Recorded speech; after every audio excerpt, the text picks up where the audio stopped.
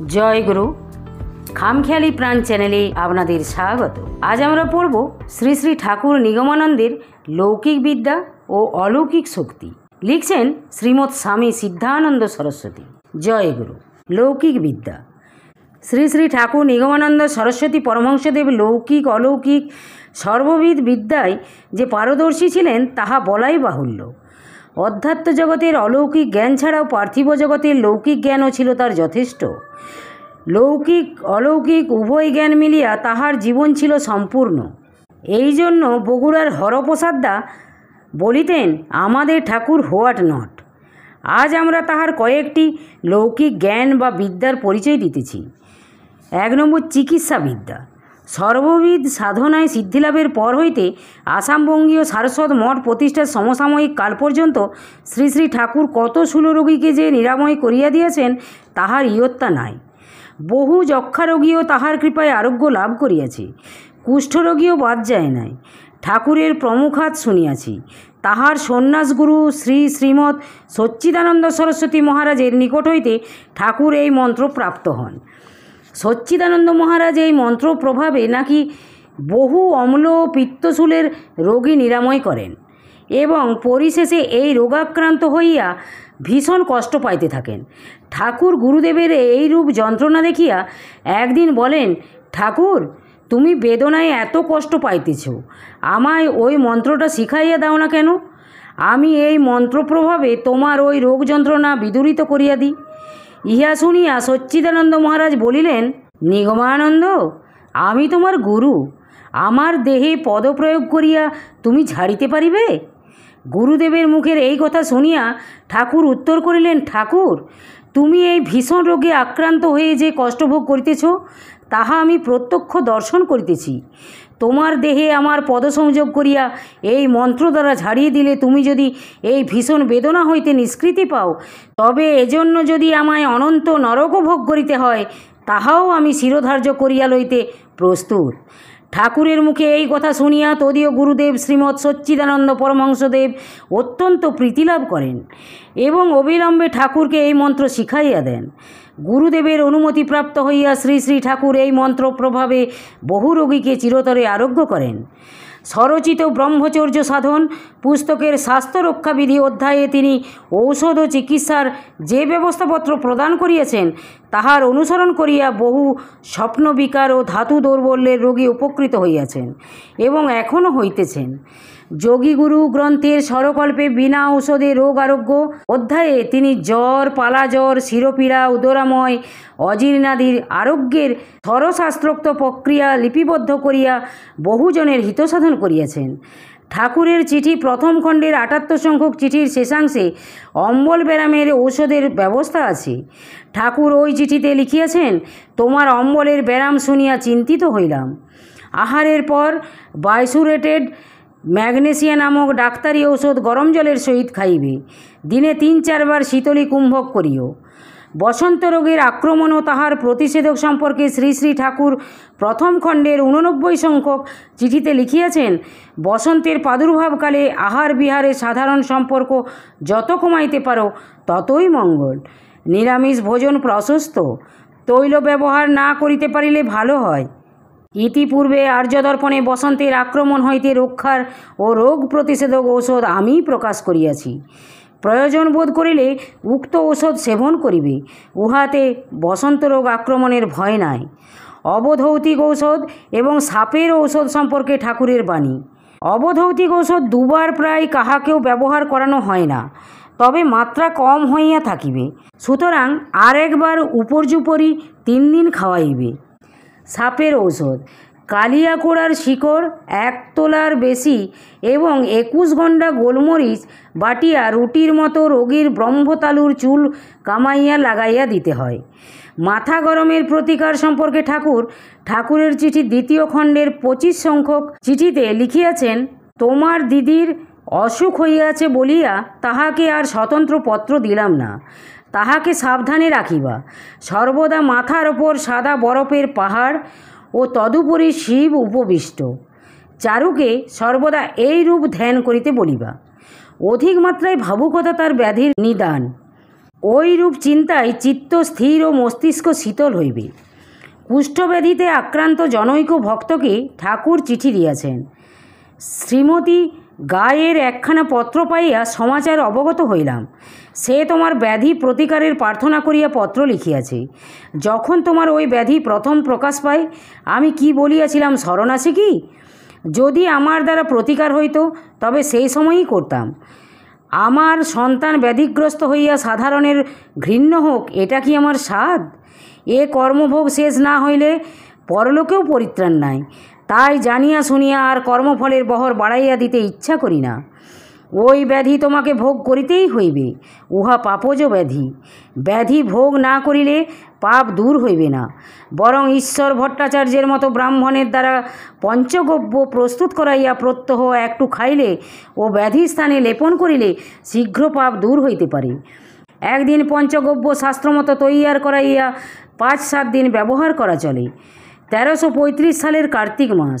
ঠাকুর গিয়াছেন মধ্যপ্রদেশান্তর্গত বস্তারের রাজধানী জগদলপুরে মহারাজা প্রফুল্লচন্দ্র এবং মহারানী প্রফুল্ল কুমারীর আহ্বানে। সঙ্গে শ্রীমৎ স্বামী প্রজ্ঞানন্দ সরস্বতী মহারাজ, হরেন ব্রহ্মচারী এবং হাওড়ার লব্ধপ্রতিষ্ঠ উকিল শ্রী ফণীভূষণ মিত্র। সেখানে খাস বিলাতি সাহেব 2 জন, একজন রেসিডেন্সি এবং আরেকজন সিভিল সার্জন। সিভিল সার্জন রাজবাড়ির গৃহচিকিৎসকও। স্বাস্থ্য সম্বন্ধে তিনি রাজা রানীর তত্ত্বাবধান করেন। কিছুদিন যাবৎ মহারানীর শরীর ভালো যাইতেছে না। ডাক্তার সাহেব তাহার শরীর ভালোভাবে পরীক্ষা করিয়া একটি পেটেন্ট ঔষধের ব্যবস্থা করিয়া দিয়েছেন। শ্রী শ্রী ঠাকুরও ওই ব্যবস্থাপত্র দেখিয়া বলিলেন, ওই ঔষধ ব্যবহার করিলে রানীমার শরীর সুস্থ না হইয়া আরও বেশি অসুস্থ হইয়া পড়িবে। কারণ এই পেটেন্ট ঔষধের অন্তর্নিহিত অমুক অমুক ঔষধ রানীমার দেহে সহ্য হইবে না, কারণ তাহার অমুক অমুক ব্যারাম আছে। এই সব ঔষধ এই সব ব্যারামের পক্ষে অহিতকর। রাজা সাহেব ডাক্তার সাহেবকে এই কথা জানাইলে তিনি আশ্চর্যান্বিত হইয়া বলিলেন, তোমার গুরুদেব ঠিক কথাই বলিয়াছেন। আমি ওই দিকটা চিন্তাই করি নাই। ওই ঔষধ ব্যবহারে রানীমার ক্ষতি হইবে। আই সি ইয়োর গুরুদেব is not only a spiritual guide, but he is an efficient physician also.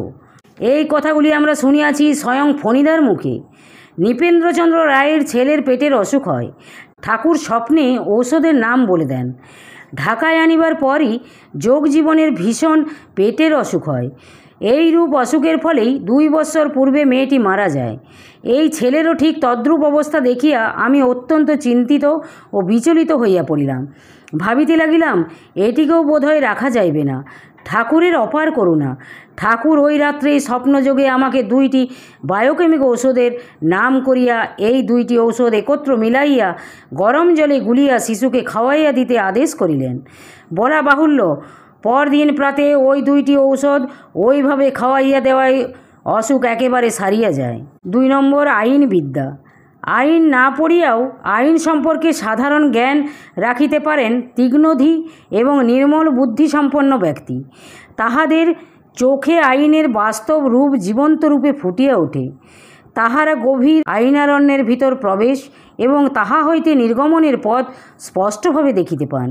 Shri Shri ঠাকুরও ছিলেন এই ধরনের ব্যক্তিত্ব সম্পন্ন ব্যক্তি। পুরী হইতে আসাম যাওয়ার এবং ফেরার পথে ঠাকুর প্রায়ই হাওড়ায় ফণিদাদার বাড়ি উঠিয়া যাইতেন এবং প্রয়োজন অনুসারে তথায় দীর্ঘদিন অবস্থানও করিতেন। ফণিদা বিচক্ষণ উকিল ছিলেন। জেরায় এবং সওয়াল জবাবে তাহার খ্যাতি বহুদূর বিস্তৃত হইয়া পড়িয়াছিল। এহেন ফণিদাকে ঠাকুর একদিন সকালে অত্যন্ত বিষণ্ণ দেখিয়া তাহার কারণ জিজ্ঞাসা করায় ফণিদা বলিলেন, আজ আমার একটা জটিল মামলার সওয়াল জবাবের দিন। কিভাবে সওয়াল জবাব করিয়া আমার মক্কেলকে বাঁচাইয়া লইয়া আসিতে পারিব, সেই চিন্তায় আমি অস্থির। কোনো কুল কিনারা পাইতেছি না। ঠাকুর বলিলেন, মামলার বিষয়বস্তুটা সংক্ষেপে আমার কাছে বর্ণনা করো তো। ফণিদা যতদূর সম্ভব সংক্ষেপে সমস্ত ব্যাপারটা বর্ণনা করিলে পর ঠাকুর বলিলেন, কোনো চিন্তা নাই, এই লাইনে সওয়াল জবাব করো, জিতে যাবে। ফণিদা যেন অকুলে কুল পাইলেন এবং সেইভাবে কার্য করিলেন। বিকালে হাসি মুখে ফিরিয়া আসিয়া বলিলেন, ঠাকুর, মামলায় জিতে গেছি। এই ঘটনাটিও আমরা ফণিদার মুখেই শুনিয়াছি। শ্রী শ্রী ঠাকুরের জনৈক জমিদার শিষ্য চক্রান্তের মধ্যে পড়িয়া নির্দোষ হইয়াও অশেষ লাঞ্ছনা ভোগ করিয়াছিলেন। শ্রী শ্রী ঠাকুর তাহার নিকট হইতে সমস্ত বিষয় জানিয়া নিম্নলিখিত রূপ চিঠিটি লেখেন। বৎস, তুমি তো নিরপরাধী। তোমার মনে যখন কোনো পাপ ছিল না, তখন কোনো ঘটনায় ভীত না হইয়া ন্যায় পথে প্রতিকার করা কর্তব্য ছিল। তুমি বিচারালয়ে সম্পূর্ণ নির্দোষী ও নিষ্পাপী বলিয়া প্রতিপন্ন হইয়া নিশ্চয়ই দেশের সমক্ষে গৌরবান্বিত হইতে। পুলিশ কত বড় বড় লোককে চালান দিতেছে। পুলিশকে এতটা টাকা দেওয়াই প্রকারান্তরে অসত্য, পাপ ও কাপুরুষতার প্রশ্রয় দেওয়া হইয়াছে। টাকা দিয়া তুমি সেই পুলিশের চোখে ও লোকচক্ষে হীন অপরাধী সাব্যস্ত হইয়াছ, অথচ লিখিয়াছ এখনও বিপদ কাটে নাই। শত্রুপক্ষ তোমার স্বভাব জানিয়া রাখিল, সুযোগ পাইলেই বিপদে ফেলিয়া চেষ্টা করিবে, আর সত্যে নির্ভর করিয়া বিচারালয়ে উকিল মোক্তারের পাছে ওই টাকাটা খরচ করিলে সকল দিকে ভালো হইত, নিশ্চয় সত্যের জয় হইত। শত্রুপক্ষ ভবিষ্যতে সাবধান হইত, আমারও মর্যাদা থাকিত। বৎস, তোমাদের গৌরবেই আমার গৌরব। এই ঘটনায় লোকের নিকট আমিও খুব ছোট হইয়া গেলাম, কারণ ওই দেশের সকলেই জানে তুমি আমার অনুগত শিষ্য। যাহা হোক, গত বিষয়ে অনুশোচনা করা বৃথা। তুমি সংসারী, সকল দিকের মর্যাদা রক্ষা করিয়া চলাই তোমার কর্তব্য। সুতরাং যাহা হইয়াছে তাহার জন্য ক্ষুণ্ণ হইয়া লাভ কি? কেবল শরীর ও মন নষ্ট হইবে। সংসারে ইহাই রীতি। পাপ না করিয়া কতজনে কষ্ট পাচ্ছে, আর কত পাপী সুখে সম্মানে জীবন কাটাচ্ছে, ইহাই জন্মান্তরীণ কর্মফল। খাটিয়াও কতজন খেতে পাচ্ছে না, তুমি না খাটিয়াও কতজনকে খেতে দিচ্ছ। জন্মান্তরের কর্মে এ সুবিধা ঘটিয়াছে। পাপ না করিয়াও যে লোকে লাঞ্ছনা দুঃখ ভোগ করিতেছে, ইহাও তেমনি জন্মান্তরীণ কর্মফল। সুতরাং লোকে মানবকে অপদস্থ করিতে পারে না। সব ঘটনায় মায়ের মঙ্গলময় ইচ্ছাতেই ঘটিয়া থাকে। সুতরাং দুঃখ বা ক্ষোভ করিও না। মায়ের ওপর নির্ভর করিয়া সব ঘটনায় সহ্য করিতে অভ্যাস করো। সাহস হারাইও না। সময়ে বুঝিতে ও দেখিতে পাইবে তিনি কত স্নেহে তাহার মঙ্গলময় করে উঠাইয়া লন। মায়ের ওপর ভার দিয়া মায়ের নাম করো, তিনি ইহ পরকালে মঙ্গল করিবেন। আইন জ্ঞান এবং তীক্ষ্ণ বিচার বুদ্ধি না থাকিলে কেহ মধ্যস্থ হইতে পারে না। ওইরূপ জ্ঞান বুদ্ধি সম্পন্ন নিরপেক্ষ ব্যক্তিকে বিবদমান পক্ষদ্বয় মধ্যস্থের আসন গ্রহণ করিতে অনুরোধ করেন। ঠাকুরের চিঠি প্রথম খণ্ডের 92 সংখ্যক চিঠি হইতে ঠাকুরের ওইরূপ মধ্যস্থতার বিষয় আমরা জানিতে পারি। কোকিলামুখ সারস্বত মঠ হইতে ঠাকুর 24/4/21 তারিখের চিঠিতে এক ভক্তকে লিখিয়াছেন, এখানকার একটি বৈষ্ণব মঠে উত্তরাধিকার সূত্রে বহুদিন যাবৎ বিবাদ চলিতেছে। মামলা মোকদ্দমাও যথেষ্ট হইয়াছে। এক্ষণে তাহারা উভয় পক্ষই অবসন্ন হইয়া পড়িয়াছে। আপোষে নিষ্পত্তি করিতে আপত্তি নাই, তবে কোনো উপযুক্ত সাধুকে মীমাংসা করিয়া দিতে হইবে। সাধারণে আমার উপর ভার দিয়াছিলেন। 9ই শ্রাবণ প্রকাশ্য সভায় উহার মীমাংসার দিন ধার্য হয়। ময়মনসিংহ গিয়ায় 9ই শ্রাবণের পূর্বে আশ্রমে পৌঁছিবার জন্য অনুরোধ টেলিগ্রাম পাইলাম। এ দেশে আমার মঠ স্থাপিত হইয়াছে, কাজে স্থানীয় ভদ্রলোকের অনুরোধ উপেক্ষা করিতে পারিলাম না। বিশেষত এইরূপ ব্যাপার আশ্রমের পক্ষেও গৌরবের বিষয়। তাই বাধ্য হইয়া আশ্রমে চলিয়া আসিয়াছি। ভক্ত শিষ্য হইতে আমার প্রিয় কে? তাহাদের সুখ শান্তি বিধান করিতেই আমার জীবন উৎসর্গীকৃত। অন্তরঙ্গ ভক্তমাত্রেই আমার নিজস্ব।